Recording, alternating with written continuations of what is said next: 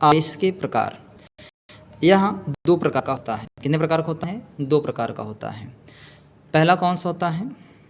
आवेश जो होता है पहला प्रकार का, पहला होता है धनावेश। कौन सा होता है? पहला धनावेश होता है। अगर धनावेश की बात करें, इसको हम लोग बोलते हैं पॉजिटिव चार्ज। क्या बोलते हैं? Positive charge. ठीक है, पॉजिटिव चार्ज। तो पॉजिटिव चार्ज क्या होता है कि भाई ये क्या करते हैं, इलेक्ट्रॉन खोकर या इलेक्ट्रॉन त्याग कर जो आवेश अपने अंदर उत्पन्न करते हैं, उस आवेश को हम लोग बोलते हैं धनावेश। या हम बोलते हैं कि यदि पदार्थ अपना इलेक्ट्रॉन त्याग कर देता है तो इलेक्ट्रॉन की कमी के कारण क्या होता है? धनावेश उत्पन्न होता है। और इसमें क्या होता है? इलेक्ट्रॉन की कमी होती है। और इसमें प्रोटॉन की क्या होती है? अधिकता होता है।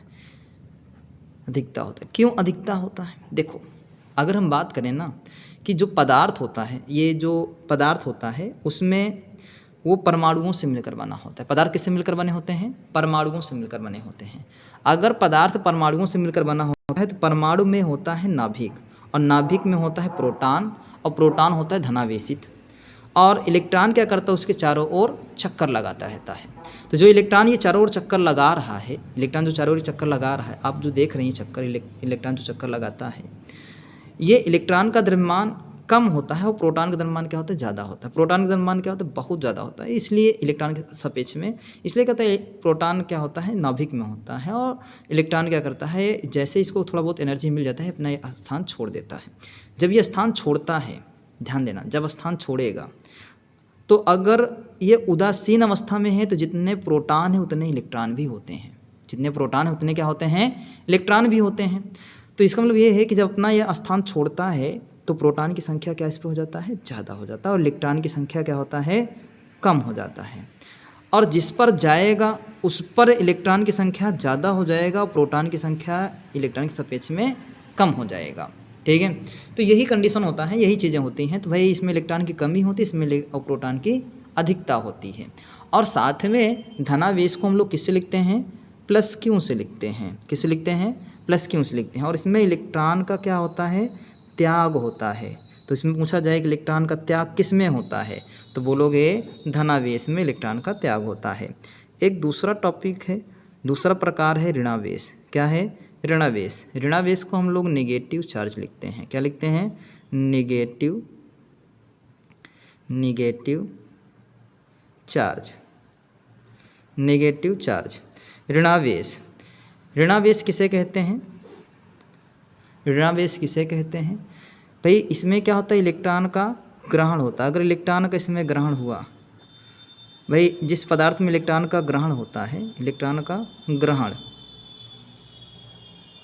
अगर इलेक्ट्रॉन का ग्रहण होता है तो उसे क्या बोलते हैं हम लोग? वो पदार्थ ऋणावेशित हो जाता है। या फिर इसमें क्या होता है? इलेक्ट्रॉन की अधिकता होती है और प्रोटॉन की क्या होती है? कमी होती है। और हम बात करें इस पर क्या हुआ? इलेक्ट्रॉन की अधिकता, प्रोटॉन की क्या हुआ है? कमी हुआ है।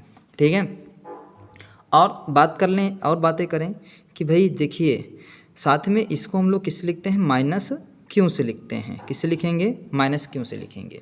ठीक है, तो भाई एक चीज़ और ध्यान देना कि जब इलेक्ट्रॉन स्थानांतरित होता है, एक पदार्थ से इलेक्ट्रॉन निकलकर दूसरे पदार्थ पर इलेक्ट्रॉन जाता है, अगर एक पदार्थ से इलेक्ट्रॉन निकलकर दूसरे पदार्थ पर जाता है तो होता क्या है इसमें कि अपना स्थान तो ही त्याग किया ही साथ में, अब भाई अब वो आवेश तो गया ही गया, और साथ में क्या होता है? अपने साथ द्रव्यमान भी ले जाता है। तो जिसमें इलेक्ट्रॉन त्याग होगा उसमें द्रव्यमान की क्या होती है? कमी होती है। और जिसमें इलेक्ट्रॉन का ग्रहण हुआ है उसमें द्रव्यमान की अधिकता हो जाती है। तो क्या हो जाती है? अधिकता हो जाती है। कितना अधिकता होता है? जितना इलेक्ट्रॉन जाएगा उतने ही इलेक्ट्रॉन एक इलेक्ट्रॉन के द्रव्यमान के बराबर ज़्यादा होता है। ठीक है, ये आप लोग देखेंगे इसको। चलिए, तो हम आपसे उम्मीद रखते हैं कि बातें समझ में आई होंगी। अगर नहीं समझ में आई हैं, इसको एक बार फिर से रिवाइज करके देखिए। ठीक है, बार बार रिवाइज के देखिए और समझ में आ जाएगा क्या चीज़ें कह रहे हैं। तो देखो, फिर बात कर लेते हैं हम लोग, ये जो आवेश है, आवेश के गुण की बात कर लेते हैं।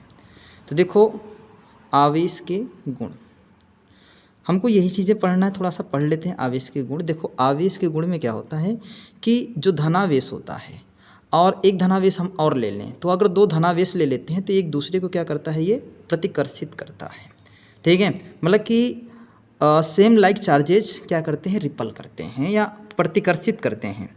और अनलाइक चार्जेज, भाई एक प्लस का हो एक माइनस का हो, इसको बोलते हैं अनलाइक चार्जेज, या फिर बोलते हैं विजातीय आवेश। एक दूसरे को क्या करेंगे, आकर्षित करते हैं। ये क्या करते हैं, प्रतिकर्षित करते हैं। चाहे प्लस प्लस का लेते या माइनस माइनस का लिए होते, तब भी ये दोनों क्या करते हैं, एक दूसरे को प्रतिकर्षित करते। ये दोनों क्या करेंगे, दूसरे को आकर्षित करेंगे। ठीक है, ये होता है आवेश के गुण होता है।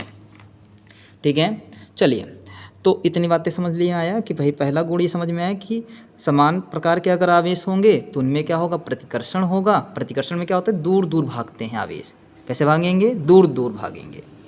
इसमें क्या होता है, आकर्षण में, भाई इसमें भी क्या होगा, समान प्रकार के आवेश हैं तो इनमें भी क्या होगा, आवेश दूर दूर के भागेंगे। और इनमें क्या होगा, आवेश भाई डिफरेंट डिफरेंट टाइप्स के हैं, प्लस माइनस का है तो क्या होगा, इनमें आकर्षण होगा और एक दूसरे के क्या आएंगे, पास आएंगे। ठीक है, ये हो गया पहला गुण और ये हो गया दूसरा गुण। तीसरे गुण की बात करें कि भाई आवेश को ना तो हम लोग उत्पन्न कर सकते हैं और ना ही नष्ट कर सकते हैं। तो मतलब कि आवेश को ना तो उत्पन्न कर सकते हैं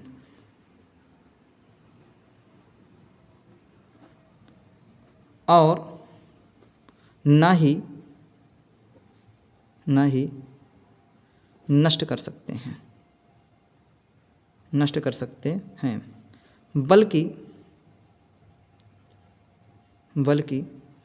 हैं, बल्कि एक पदार्थ से दूसरे पदार्थ में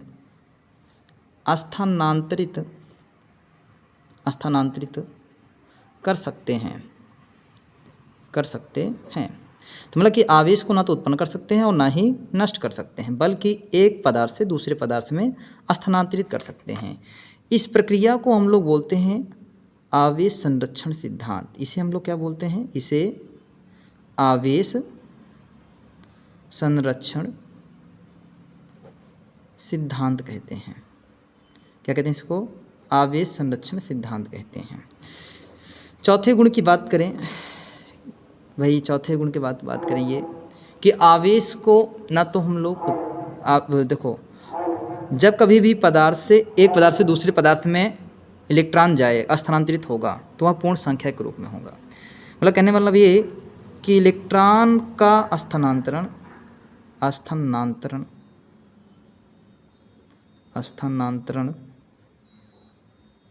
पूर्ण संख्या में होगा।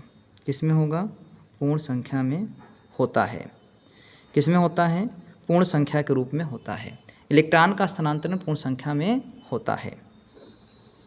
अगला बात करें, नेक्स्ट की बात करें आगे, इलेक्ट्रॉन का स्थानांतरण किस संख्या में होता है, पूर्ण संख्या में होता है। इसे हम बात करते हैं जो इलेक्ट्रॉन का स्थानांतरण हो रहा है। देखो यहाँ पर इसको हम लोग क्वांटा सिद्धांत भी कहते हैं। क्या कहते हैं इसको, क्वांटा सिद्धांत भी कहते हैं। क्या कहते हैं इसको, क्वांटा सिद्धांत भी कहते हैं। देखो अगर एक इलेक्ट्रॉन स्थानांतरित हुआ, उस पर कितने इलेक्ट्रॉन का चार्ज आएगा, एक इलेक्ट्रॉन का चार्ज आएगा। अगर दो इलेक्ट्रॉन स्थानांतरित हुआ तो उस पर कितने इलेक्ट्रॉन चार्ज आएगा, दो इलेक्ट्रॉन का। अगर एक पदार्थ से दूसरे पदार्थ में एक इलेक्ट्रॉन गया तो उस पर एक इलेक्ट्रॉन। अगर दो इलेक्ट्रॉन गया तो उस पर दो इलेक्ट्रॉन का चार्जेस। अगर तीन गया तो तीन। ऐसे ही मान लेते हैं यानी इलेक्ट्रॉन गया तो उस पर कितना, भाई कितना आवेश आ जाएगा, भाई एन ई आवेश आ जाएगा कि नहीं आ जाएगा। क्यों बराबर क्या आ जाएगा, एन ई। और ये प्लस माइनस का हो सकता है। मतलब कि यहाँ से हम बोल सकते हैं कि जो क्यों का जो फार्मूला होता है वो प्लस माइनस का एन ई होता है। और यहाँ पर जो एन है ये क्या है, इलेक्ट्रॉनों की संख्या है। और ई क्या है, इलेक्ट्रॉनों पर आवेश है। इलेक्ट्रॉन पर आवेश कितना होता है, 1.6 × 10⁻⁹ कूलाम। ये फिक्स होता है, इसको आपको याद रखना है। कितना होता है, 1.6 × 10⁻⁹ कूलाम। ठीक है, तो इसको याद रखेंगे। तो आवेश का पहला फार्मूला यहाँ से मिलता है आपको, Q = प्लस माइनस का एन ई। क्या मिलता है आपको, प्लस माइनस का एनी मिलता है। चलिए, तो ये हम लोगों ने किसके बारे में थोड़ा बहुत देख लिया, आवेश के बारे में। तो एक चीज़ ध्यान रखना, ये वाले फार्मूला बड़ा ध्यान रखना, ये फार्मूला आपके लिए बहुत इंपॉर्टेंट है, क्योंकि यहाँ से एक चीज़ ध्यान रखना है कि जब कभी भी इलेक्ट्रॉन का स्थानांतरण होगा वो कैसे में होगा, पूर्ण संख्या में होगा। ठीक है, किस में होगा, पूर्ण संख्या में होगा। अगर स्थानांतरित हो रहा है तो अगर n का वैल्यू, अगर तुम्हें n की वैल्यू निकालो और n की वैल्यू क्या है, किस में आए, पूर्ण संख्या में ना आए, तो समझ जाना उस पदार्थ पर उतना आवेश हो ही नहीं सकता किसी भी कंडीशन में। अच्छा, एक चीज़ इसमें खोजा गया था, ये बताया गया था कि भाई कि कुछ आवेश ऐसे भी होते हैं कि वो पूर्ण संख्या में नहीं, किसी भी संख्या में स्थानांतरित हो जाते हैं। तो वो जो प्रक्रिया होती है, वो जो तरीका होता है, उसको हम लोग बोलते हैं क्या, उसको हम बोलते हैं कि वो क्या है, क्वार्क कण हैं, जो अस्थायी होते हैं, अस्थायी रूप से नहीं होते हैं वो। ठीक है, वो क्वार्क कण हैं। चलिए, तो आवेश के बारे में आप लोगों ने अच्छे से सीखा। आई होप आप लोगों को अच्छे से समझ में आया होगा आवेश के बारे में। हम बात करते हैं अगले टॉपिक, हम लोगों का था अगला टॉपिक क्या, देखिए विद्युत धारा था। क्या था, विद्युत धारा था। देखिए, हम लोग यहाँ पर थ्योरी पहले क्लियर कर लेंगे, फिर उसके बाद एक एक क्वेश्चन की बातें करेंगे, एक एक सूत्र पे क्वेश्चन की बातें करेंगे। पहला सूत्र हम लोगों ने पढ़ा क्या, क्यू बराबर प्लस माइनस का एनी, इस पर पहले बात करेंगे, फिर उसके बाद हम बात करेंगे आगे जो हमारा सूत्र आएगा। चलिए, हम लोगों का अगला टॉपिक है विद्युत धारा। क्या है, विद्युत धारा। विद्युत धारा, विद्युत धारा, विद्युत धारा किसे कहते हैं। देखिए, विद्युत धारा क्या होता है, जो ये आवेश होता है ना, आवेश, इसके प्रवाह की जो दर होती है, ठीक है, इसके आवेश प्रवाह की जो दर होती है उसी को हम लोग क्या बोलते हैं, विद्युत धारा। अब आवेश किस में बहेगा, आवेश बहेगा चालक पदार्थ में। किस में बहेगा, चालक पदार्थ में, जिसमें मुक्त इलेक्ट्रॉन होंगे। ठीक है, जिसमें मुक्त इलेक्ट्रॉन होंगे उसी में केवल विद्युत धारा बह सकती है। हम लोग कह सकते हैं विद्युत धारा क्या होता है कि किसी चालक में आवेश प्रवाह की दर को क्या बोलते हैं, विद्युत धारा कहते हैं। तो यहाँ पर लिखेंगे कि किसी चालक में आवेश प्रवाह की दर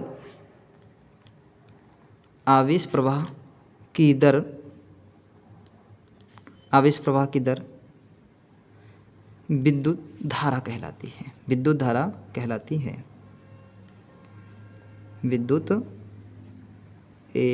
विद्युत धारा कहलाती है।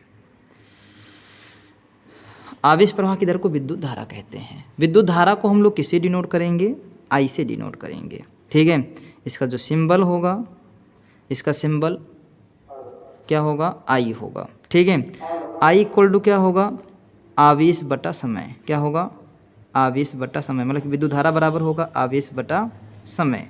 या कह सकते हैं आई बराबर क्या होगा, क्यू अपान टी, क्योंकि आवेश को हम लोग लिखते किससे हैं, क्यू से, और क्या होता है, टी। इसका जो, अगर इसकी मात्रक की बात करें तो इसका मात्रक क्या बनेगा। देखो भैया, मात्रक क्या होगा, इसका हम लोग मात्रक पढ़ रखे हैं विद्युत धारा का, एम्पियर। क्या पढ़ रखे हैं, एम्पियर। अगर इससे निकालते तो क्या निकलता, इससे निकलता कूलाम प्रति सेकेंड निकलता। क्या निकलता, कूलाम प्रति सेकेंड। अगर कूलाम प्रति सेकेंड भी है तब भी वो उसको हम लोग क्या बोलेंगे, एम्पियर बोलेंगे। ठीक है, तो इसका मात्रक कूलाम पर सेकेंड या एम्पियर।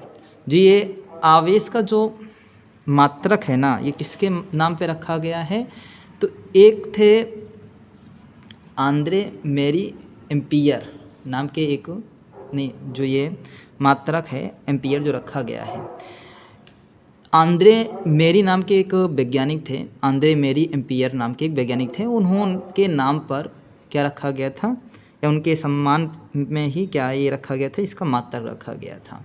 ठीक है, अब ध्यान देना, ये जो विद्युत धारा होता है इसको हम लोग मापते किससे हैं, तो विद्युत धारा को हम लोग अमीटर से मापते हैं। किसे मापते हैं, अमीटर से मापते हैं। अमीटर को हमेशा हम लोग किस क्रम में लगाते हैं, श्रेणी क्रम में संयोजित करते हैं। किसमें संयोजित करते हैं? श्रेणी क्रम में संयोजित करते हैं, संयोजित करते हैं। किसको संयोजित करते हैं? अमीटर को। अमीटर को हमेशा श्रेणी क्रम में संयोजित करते हैं। अब ये श्रेणी क्रम क्या है, आगे थोड़ा पेशेंस रखेंगे, आगे हम बातें इस पर करेंगे श्रेणी क्रम पे, ठीक है।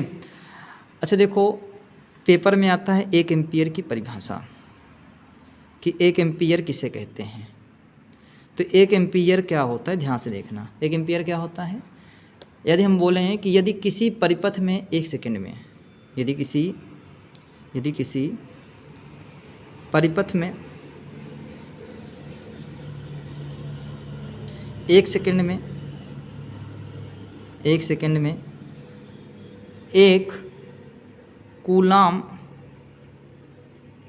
आवेश प्रवाहित होता है तो